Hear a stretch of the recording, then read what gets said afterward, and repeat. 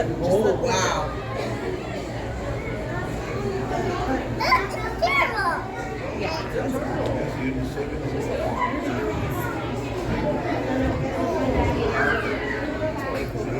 So I am a sea turtle biologist, so what that means is essentially I am the sea turtle nurse. So I make sure everybody here is getting the diet, the medications, the treatments, and is doing their very best while they're here. We have 7 different tanks, essentially hospital beds for our patients. A lot of the guys up here are actually doing very, very well. Most of them are off treatment. Most of them have kind of been here for a while, and they're able to be viewed by you guys. They're much more active, healthy because everybody here has to have a nice, yummy diet. Now everybody here gets a lot of protein. Typically in the wild, most of them would prefer crustaceans, lobster, bivalves, that sort of thing, and everything. So I have to make sure these stay nice and clean, and I do a bunch of water changes during the week for them. So what I'm typically doing in my day job is making sure they have a healthy, nutritious diet, they're getting the medications and the treatments that they need, and then also they're in a clean environment as they're here getting better. So that's a great machine for those diagnostics. We also always do blood work. Blood work lets us know what does their sugar levels look like, how high is their lactic acid, what does their protein intake look like, things like that, especially for nutritional values as well. This turtle has been slow and not moving for a very long time and has been struggling. And then also, what does their plastron or their underbelly look like? Is it concaved? That also tells us that they are very thin and they haven't been eating properly. So there's a lot of different things that we're looking for.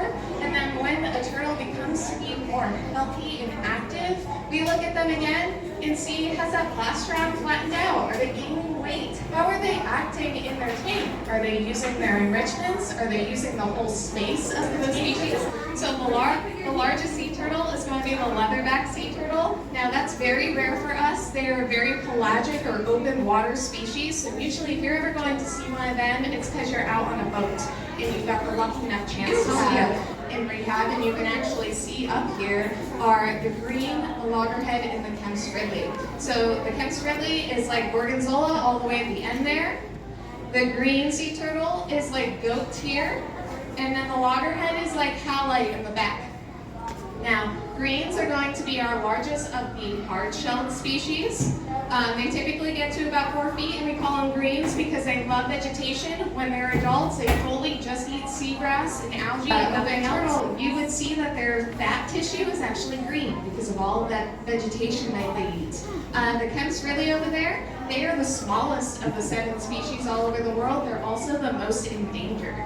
So we're very lucky to have them and house them here. And then the loggerheads, we are very lucky here to actually be a nesting beach for loggerhead sea turtles. And so right now they're nesting on our coast and even hatching as well.